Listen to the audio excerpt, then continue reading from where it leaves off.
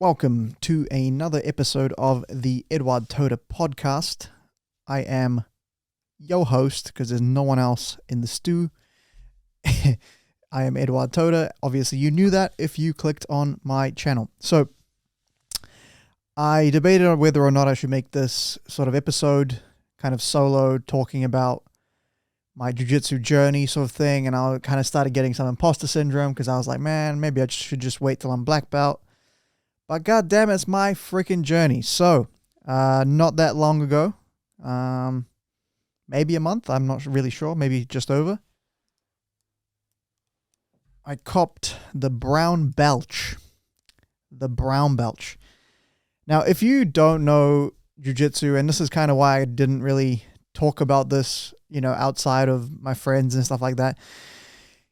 If you don't know jiu-jitsu, you're just some guy that's like, oh yeah, martial arts, and you've heard of karate, and you've heard of your granddaughter that does taekwondo, and she's a black belt at 9 years old.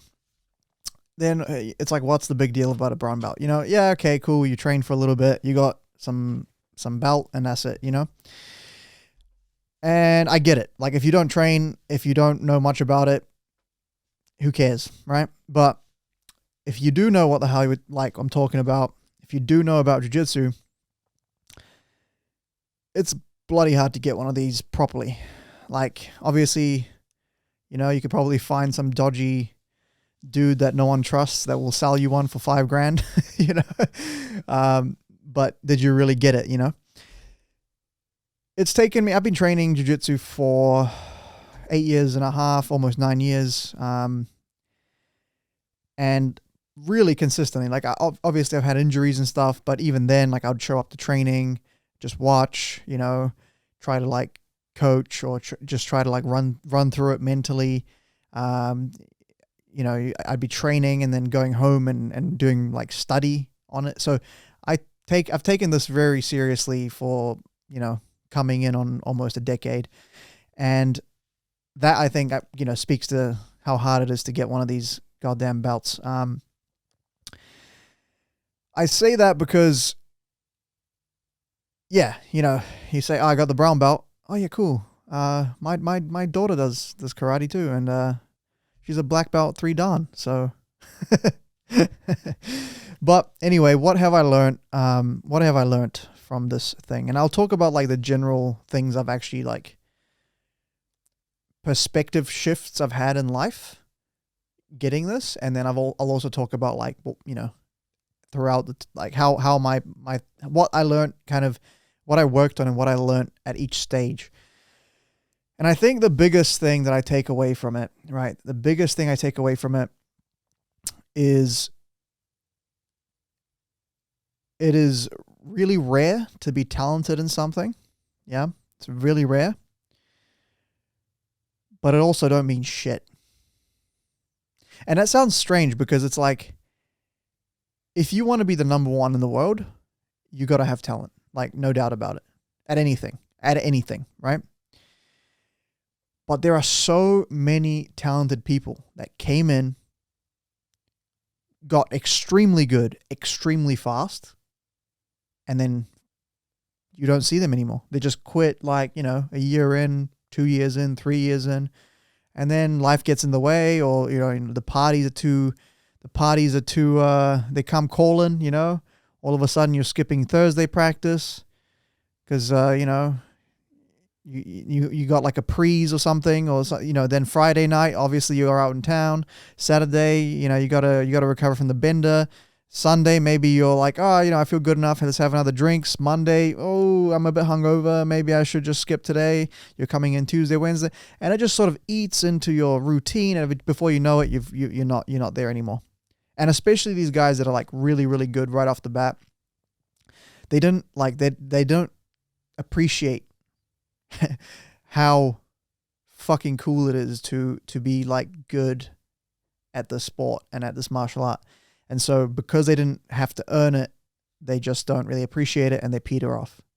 Happens so much. And on a related note, so that's like the one thing that I kind of learned. It's like, actually, discipline and consistency is so much more important than being good. like so much more important. You know, like I wasn't good for ages. I got smashed for ages and just kept coming in and getting smashed day after day after day after day.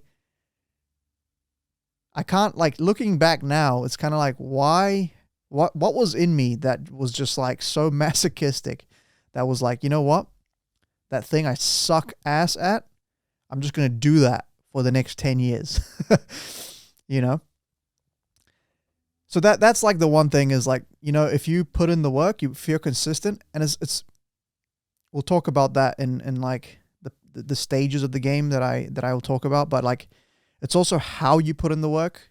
You can just show up and have okay results, but if you show up with intent, if you show up with, if you're thinking about it outside of the mats, outside of the dojo, right, or the gym, if you're not Japanese, if you're not a McDojo,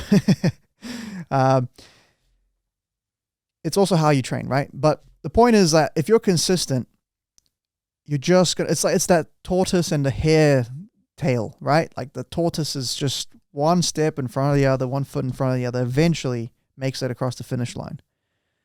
You know, the caveat I will say is that if you're trying to be like real good competitor and you're not talented, not going to happen. Not going to happen. Like, it's just not, right? But we're just talking about like getting to a level where you can say like, yes, I'm good at this thing, right? And there's levels of that, obviously. Compared to some of the competitors, I might as well have never trained, you know? But compared to where I started, I'm a literal superhero, you know? Like if I could have a role with 17-year-old me, it's crazy. It's crazy. I would literally, yeah. So that's number one, right? Discipline over talent. And the thing is, you kind of know that. You kind of know that in life, right? But the interesting thing is, like, when I think of picking up some new skill, like let's say, I don't know, drawing or something, like you want to get good at drawing or painting, right? You're like, I'm not talented. You try to draw something, it looks like shit. I'm not talented. You pick up a guitar and you like try to learn some chords. My fingers are too fat. I'm not talented. But you realize, like, well, at least I realize now, if I put in 10 fucking years, like, I will be good enough to get paid at that thing. Like, I will be at a level that's considered professional. If I really put in the fucking work, right? So it's almost like talent's overrated, because 99% of the time when people say, oh, this guy's talented, when I look at the work he's putting in, day out, that it doesn't match what the work the other people are putting in. So it's clearly not talent. Like, if he wasn't doing anything, well, if he was doing fuck all coming in and, you know, beating people, yeah, that's talent. Fair. You know? So I think talent's overrated. Discipline is number one. And, you know, that's, what a hot take. Wow. What a hot take. But that's really what I learned it. And I'm like trying to apply that in other areas of life now, you know, with the magic, with everything else, trying to stay consistent. It's fucking hard though, man. I don't know why I think jiu-jitsu, because it's so structured, you go to class and you kind of don't have to, there's no more, once you've gone to class, there's no further discipline in like doing the work. You're just forced to do it, you know, more or less. Whereas with magic, I can do 10 minutes and be like, all right, let's play a video game, you know? So that's number one. Number two, the thing that I like really, really learned and like can really apply to life is that, again, it's that old quote, you are the 5 people you surround yourself with, or whatever. You know, show me your friends and I'll show you who you are. And like, again, you know, you hear that as a kid, like, you know, it's like, true. Yeah, that's true. I understand it, but do you really understand it? Like that for me, I didn't fully understand it, you know, like I didn't viscerally feel that to be true. Like, all right, bro, like if I hang out with a swimming Olympian, does that mean I'm just like just going to be able to swim faster? Like, no, right? But kinda, because if all your time is spent around a swimming Olympian, right? More than likely you'll be in the pool for most of that time, because that's what they're doing. And if you're in the pool for the next 10 years, maybe you don't become an Olympian, because, you know, you probably need talent for that. You probably need good genetics. You probably need some level of, but you'll be pretty fucking good at swimming. I'll tell you that right now. So when I started, you know, again, I was dog shit. I sucked, you know, like everyone that starts. Realistically, most people, 99.9% of people, you start something new, you suck at it, right? Unless you're like some mega talent. And throughout the journey, it's like I've always tried to, you know, partner, like if I can, you know, if I could. Back in the day, there was some, you know, only higher belts could ask lower belts to roll. You know, there was that whole sort of belt hierarchy back in the day. So whenever I could get work in with like a higher belt, even like a blue belt, which is the belt right after white, I'll be like, yeah, let's do it. Fuck yeah. Like I'm so keen, because this guy's like a literal untouchable human being. Like I could not even get near like a good position on a blue belt when I was white belt. So any advice they had, I would just soak it up. Like, yep, give me advice. Like, blah, blah, blah. Get smashed, give me advice, right? And you do that long enough, right? And then you end up starting to like work with the purples, the browns, the black belts. And before you know it, you've been around these like high level motherfuckers for years, every fucking day of the week almost, right? And you've been getting advice from them every fucking day after getting smashed every fucking day. And then like that just sticks one day at a time. Like it's that compounding interest type shit that we overestimate how much we can get done in a week, in a month, in a year. And Gary Vee says that, right? We underestimate how much we can get done in 10. And like, until you do that, until you put in a consistent amount of effort for like a fucking decade, which I haven't yet, but I'm gonna, right? You don't actually feel that to be true. Like you don't, because the progress is so slow that there's so many times you're thinking, man, am I even getting better at this shit? Right? Like I got tapped by a guy. This guy couldn't tap me yesterday, and today he fucked me up 3 times in a row. And that's demoralizing, you know, it's that whole mental game where it doesn't matter what happens today, tomorrow, you know, it matters what happens between now and the next year, between the next year and the next 5, but between the next 5 and the next 10, you know? And that like looking back, I'm like, God damn, like that compounding of daily stuff is so important. And like, yeah, I don't know. I feel like, you almost start to value time more when you start to notice that, because you're kind of like, holy shit, like actually wasting a day seems like kind of trivial, you know? Like wasting a day doing something that you don't like or something seems trivial. But when you realize that day, you know, a year is made of days, and then, you know, it's that whole concept, you hear about it all the time, and then you do it and you're like, oh my God, like that is fucking true.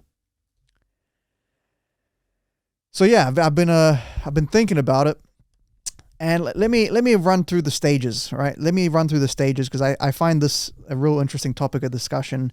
I always love it when like the upper belts talk about their you know, their journey and stuff. So I used to get bullied in school. Growing up, you know, I was the kid with the accent, coming from Romania and all that stuff. Used to fight a lot, fight a week. For a solid period of time, I was in a fight a week easily. So I was always in this like anger mode, this sort of flight or fight response, you know. And as I got older, the bullying stopped and all that kind of crap, and there was no longer a reason to be angry. There was no longer a reason to be stuck in that mode. So because I couldn't manifest that anger anymore, I was left with this deep insecurity that if something were to go down, I wouldn't be able to take care of it, you know? And I was really like deeply afraid of confrontation, you know, physical confrontation, physical discomfort. You know, I had almost like a trauma response where I'd like really be frightened of that, you know? And I think most people are frightened, but I was really anxious about it. And so I was like, okay, you know what? I'm going to go in, just going to get over this fear. That was my whole only goal. At white belt, I just want to get over this fear. So I'd go in again every day, fucking anxious, terrible anxiety every single day, right? I would go in, get smashed. Well, I actually would warm up. I'd be anxious. We would do all these like games and drills and stuff. I'd be anxious thinking about the sparring at the end of class. There'd be technique. I'd be drilling the technique, all anxious. And then the sparring would happen. And I would get smashed by 2 to 3 to 4 people. If I got lucky, I'd get smashed harder by a higher belt. And then tomorrow, do it all again. Come in, be anxious, blah, blah, blah. And that lasted for about like a year and a half, right? So that anxiety slowly over time, it got better. But about a year and a half in, I was like, actually, when I go to training now, I'm kind of okay. Like I'll get the jitters maybe a little bit, but I'm kind of okay. Like I'll be okay. Like I've been doing this for a while. So that like first battle with my own self, I think was the hardest battle I've ever had. Like, cause it's an internal fight that every day you're fighting, and it wasn't even about the performance at training. It was about showing up. And that to me was the hardest point. So that's why I always think like the white belt is sometimes the hardest belt. Like people go, oh, there's no expectations and blah, blah, blah. But like, if you haven't done a combat sport and you were like me, dude, that fucking sucked. That sucked. Like, that was a bad time. And then, I got my blue belt and I was like, holy shit, the people that I could beat that was smashing me at white belt were blue belts. I couldn't even touch them. And now I'm that guy, right? So I had this kind of outside validation and also confidence to come with that. So it was almost a false sense of confidence, right? Because I was like, holy shit, like I got here. That's it. If I can get here, I can get to black belt, right? And it was this weird like, hell yeah, let's do it, So a blue belt, I think I just was like, yeah, okay, that's it. Like time to compete, time to do this, time to do that. And I did a couple comps. I wasn't like, again, I've never been like a crazy competitor that does every comp or whatever, but I competed and, lost some, won some matches. And, I was like, okay, cool. Like I understand this game now. Like I can see the positions. Like I'm understanding how everything's kind of fitting in like a puzzle, right? I win this specific tournament. I get my purple belt. And at purple, I was like, all right, now I'm going to learn how to dictate the pace. I want to like be able to like smash people, like literally like I want to decide what's going to happen in the role, right? That's where I was like, okay, that's where I want to focus on. And I focused on that. But the whole time from white to purple, I had this idea of like, I need to get over this fear. And at blue and purple, like I got over the fear, but I was always like, okay, like what's making me anxious right now? Like, I was always thinking like, who in this class don't I want to face right now? Who would I be most like scared to go against right now? And usually it would be some big heavyweight, and I'd be like, that's the guy I need to go to. And I'd go to them, would roll, probably get smashed, or smash, depending on, at what point of my journey I was and how good they were. But like the point is I would always try to pick the heavyweights because I was like, man, like now I'm okay with normal training, but this is what's scaring me, right? It's some really strong guy, really big guy. That is my, like, I guess, like what's the leftover of the fear, right? And I think like I spent about 4 years at purple. So I think by the end of it, I've done a lot of that, and I got some pretty big injuries, right? Because I had neglected stretching, I had neglected strength and conditioning, and I got some pretty big injuries. And then I looked at all the real good guys, and I started noticing how they train. And I was like, okay, I'm being a meathead. I'm being a meathead right now because I'm trying to pick the biggest guys back to back to back to back, not listening to my body, just getting injured and then going, resting or whatever, recuperating, coming back and trying the same shit again. It's not working clearly. So I started like observing, right? And like the best guys, what they were doing, they weren't going hard every time. They weren't trying to win every roll. Like I could see that they were like working new stuff, and like letting people beat them and then trying to figure out how to work that new thing, and sometimes going with really small people and like not trying at all or trying to beat them with as least amount of effort possible. And I was like, okay, that's what they're doing and they're really fucking good. So maybe it isn't about winning every roll. Maybe it's like about learning. And I think at Purple Belt, I like learned how to learn. Up until then, I wanted to win everything. Every time I rolled, I was like trying to win. And at Purple Belt, I think I realized like, okay, the way to maximize progress is not to try to win everything, because then I get stuck in like doing only the things I'm good at. And to get better, I need to do the things I suck at, or the things, or like, you know, if I'm like with a smaller person, there's no point in smashing them, because that's not going to help me get better, because a bigger person wouldn't react that way, right? They wouldn't let me do the thing. So I really learned how to like not worry about immediate results in the, I guess, what's the word I'm looking for? In the spirit of looking for the end goal, right? So thinking further ahead, kind of that instant gratification feeling where people want results now, putting that on the back burner and going, no, I want results in 6 months. And when I started looking at my game like 6 months from now, that's when I feel like I started getting really good. Like I started progressing really good for me. Again, it's all a journey for, you know, the journey is with your own past. So it's not really, I'm not really making a statement on how good I am generally.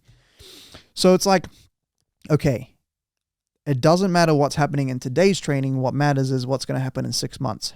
How can I learn the system in 6 months' time? And that's when I realized, okay, this is how you get good at stuff. And then now looking back, I can apply that to magic, right? If I can't get a move and I'm frustrated, it's like, no. This move will be ready in 6 months' time. I just need to break it down into these motions or these movements. If I'm like playing chess and I keep fucking blundering a piece in the end game, it's not about, oh, I'm fucking stupid, I hate this game, throw it out the window. It's about, okay, clearly I'm struggling at the end games, so I should do more end game puzzles, isolate that problem, keep working on that problem till it doesn't happen anymore, then start playing games again, right? Like I started understanding how to actually systematize and learn something in portions, and actually realizing that that's better for you than just trying to win or just trying to measure your success by that day. You know, again, if I was picking up a new hobby, let's say I was painting, I could look at that and say, look, this painting sucks, but it's not about today's progress. It's about 6 months progress. So how can I make today's session actually add up in time? In 6 months from now, I have the result I want. And that's kind of cool, because I've gotten good at things before, but it was almost out of, with cards, for example, I just did enough of it that I got accidentally good. You know what I mean? It wasn't a systematized, like analytical approach. And that, I think, was probably even to this day, like one of the biggest, most useful lessons that getting to this level of jits has taught me. And then my black belt, I'm running out of Jesus. I'm jumping the gun. My brown belt. So it's been like a month, I think. So the novelty's worn off now. But right after I got it, I got a little bit sad. And I couldn't figure out why. And I was thinking about it, and I think I've kind of like processed it now. But you spend so much time with the idea that, like, I never had this goal of getting good. I just wanted to get as good as I could and just train forever. That's sort of the two side-by-side goals. It's like, okay, I want to maximize my progress and just keep training for as long as I can. So like performance and longevity. And if I was going like hardcore competitor mode, I probably wouldn't care about longevity as much as I do about performance. So I kind of hurt myself by doing both, but I don't want to be I don't want to be a professional athlete. I'm not talented enough for that anyway. But like if I focused on like all this time on being, I don't want to say I wanted to be the best in the club, because that's not true, but among the best in the club, you know? It's almost like you're climbing this hill. You're climbing this hill, and for fucking years, you're just climbing this hill, looking at the top and being like, God damn, like, fuck, it must be sick to be at the top. And you're climbing this hill, and you're climbing and you're climbing, and then you get like pretty close to the peak, and you realize, fuck, like, what's even at the top? Like, what even is at the top? Like, why, like, what is why am I even, why have I've been walking up this fucking hill? There's probably the same shit at the top that there is down here. Like, there's just what, clean air, you know? I was like, okay, what, you know, so it almost like made me reevaluate why I do this. I was kind of like, man, like, I can see the end. I can see, it's like the light at the end of the tunnel. It's like the next promotion, right? It's black belt. Wow, the thing I've been working on for fucking ages. But like, what's at the top? What is, like, you know, I get that, and then what? And I was kind of like, man, like, I posted on Reddit, you know, on the jiu-jitsu forums. I was like, what's the one thing you wished you did at brown belt before you got your black? And everyone was like, yeah, just not get injured. And I was like, yeah, fucking, fucking oath. There was nothing like philosophical about it. I was just kind of like, yeah, bro, just save your knees, you know? And I was like, man, like, but why do we do that? Like, why did I do this? Like, you know, for so long, the end goal almost was like the aim. And then you're getting close to the end goal. You see yourself maybe potentially hitting that end goal, and you realize, like, once I hit that, then what? And the one thing that I actually found really interesting, I saw this guy saying, like, some other poster had, I think, a similar experience, but I think they had just gotten their black belt. And he was like, man, like, I just got my black belt, now what? Kind of thing, you know? And there was one comment that literally just posted a like a Zen Buddhist quote. And it kind of hit me quite interesting. Like, I was kind of like, fuck yeah, that makes sense. That makes a lot of sense. And then I posted just the quote with no context to my group chat, and they didn't get it. And I was like, oh shit. Maybe it wasn't as clear as I thought, but this is the quote. Before enlightenment, chop wood, carry water. After enlightenment, chop wood, carry water. And it's kind of like, yeah, that makes sense, you know? You spend all this time putting in the work, you get to the top, you reach enlightenment, right? You reach this goal, this fucking airy-fairy, like, wow, that level that I've always wanted. And then what actually is there? It's the same shit. So really, all there was the same shit all along. There was only ever the process. That goal is sort of illusionary, right? It's sort of like, yeah, it's nice. Yeah, it's whatever. But realistically speaking, there was only ever the process. And like, you know that in a sense, you know that because it's a fucking piece of cloth. But at the back of your mind, you still fucking want it, you know? Like, you still want it, even though you tell yourself it doesn't matter. And like, fuck, I've said that before. Belts don't matter. But at the end of the day, you kind of want it. You know what I'm saying? So then I was kind of like, dude, like, I've enjoyed the process for almost 10 years. Like, there's going to be plenty of process left. That's what happens after that. The same shit. And I was kind of like, it was kind of a, you know, I wouldn't say I'm like fully past it. You know, I'm sure it'll hit me again when I get my black belt, but it was sort of like a release, you know. It was kind of like, yeah, okay, yep, I got it. I understand. Like, I just got to keep doing the shit that I like to do. And that's kind of life, right? Like, you hear about people get promotions and then they're like still unhappy. And they're like, what the fuck was that about? Like, I got what I wanted and now I'm still not happy. You know, but to be honest, bro, I've been happy doing this journey, you know, like it's something that truly, like, it keeps me active. It keeps my brain engaged. You know, there's so many benefits, you know, like from a mental health perspective. And also, like, it's given me so much confidence, you know, because that shit's like tested. Like, it's not some Aikido thing where you're like, you think you can maybe use it. Like, it's like, nah, like, you know, you can use it because you use it every day, you know? So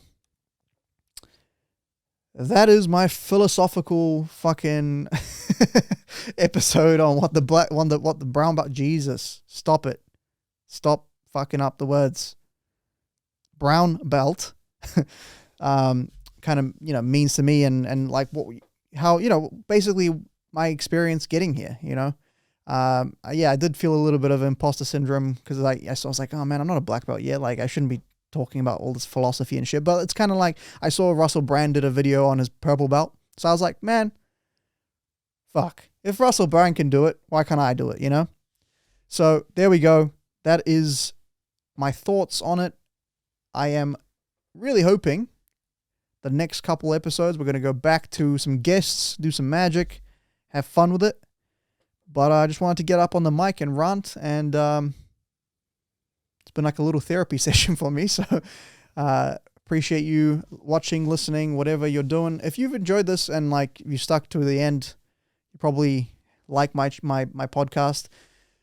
If you really kind of want to help, rate it on any platform that you're on. I think like Spotify and Apple Podcasts or music or wherever it is nowadays. I think they do like rating systems and stuff. So just make it help out, put a comment or a rating or whatever, and just make it help get it visible because, yeah, we really want to take this somewhere cool in a cool direction. And I really enjoy, you know, sharing my thoughts. So I appreciate you. I'll see you in the next one.